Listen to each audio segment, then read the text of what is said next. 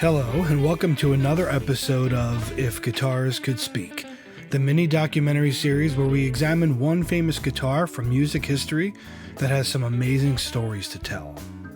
Today we'll be examining the 1954 Gibson Les Paul Custom that was, quite literally, reborn from the ashes to become Peter Frampton's Phenix.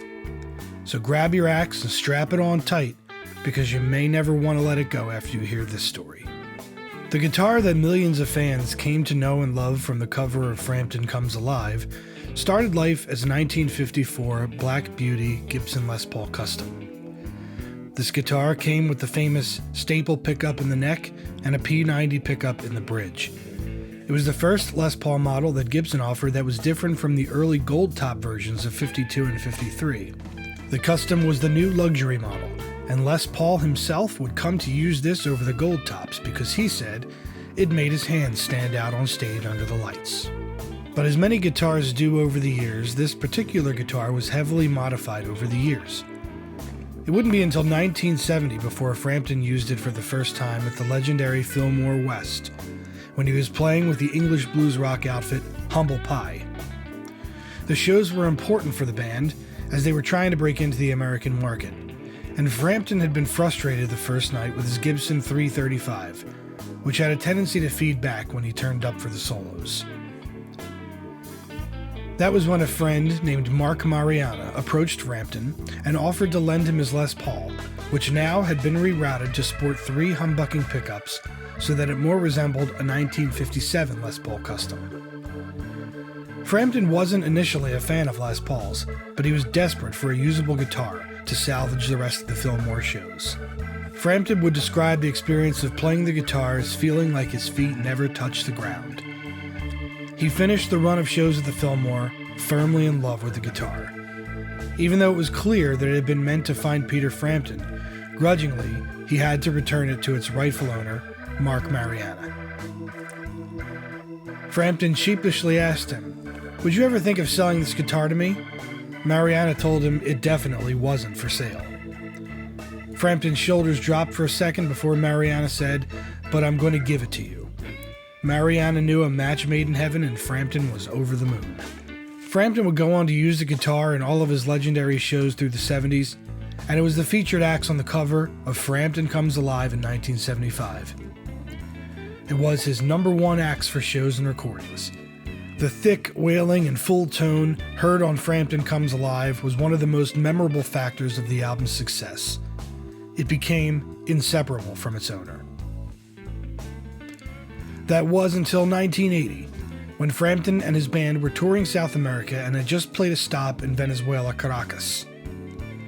The band had the next day off, so they decided to fly ahead to Panama while the gear would follow them on a cargo plane the next day. But the gear never made it. The plane crashed shortly after takeoff, exploding in a massive fireball and taking all hands with it. Peter was devastated the next day when his tour manager told him the news. A few days later, Peter's guitar tech went down to check out the wreckage, finding only burned-out guitar cases and a couple of wrecked Marshall cabs. By all accounts, the story of Frampton's Les Paul Black Beauty was over. Frampton's career would span on, the guitarist becoming a staple on stage as both a solo act and in support of countless friends over the years, touring with David Bowie and reuniting with some old friends from his Humble Pie days. Frampton would enjoy limited commercial success, but there were a few gems here and there through the 90s and 2000s. It had been 31 years since the loss of his beloved Black Beauty. Gibson released a few signature models to recapture the glory of that guitar, but none felt the same to Peter than the one that he had lost that night in 1981. In 2011, Frampton received a completely unexpected email on his website account. It was from a guitar tech in Curacao, who had seen the guitar when a customer asked him to set it up for him. He suspected it could be the actual Frampton Les Paul. As soon as Frampton saw pictures of the inside of the body, he knew right away that his guitar had been found. He could hardly believe his eyes. It would be a long year and a half of wrangling and cajoling with the current owner to let it go. Finally, a price was agreed upon, and the guitar was brought back to its rightful owner, Peter Frampton. He took possession of the guitar in a hotel in Nashville and took it right over to Gibson to verify that it was the same axe. Aside from some missing inlays, heat damage on the headstock, and marks on the finish, the guitar had held on to most of its beauty and charm that it had sported in the 70s. Virtuoso and instrument had been reunited. Frampton dubbed the guitar Phenix, in honor of its literal rise from the ashes.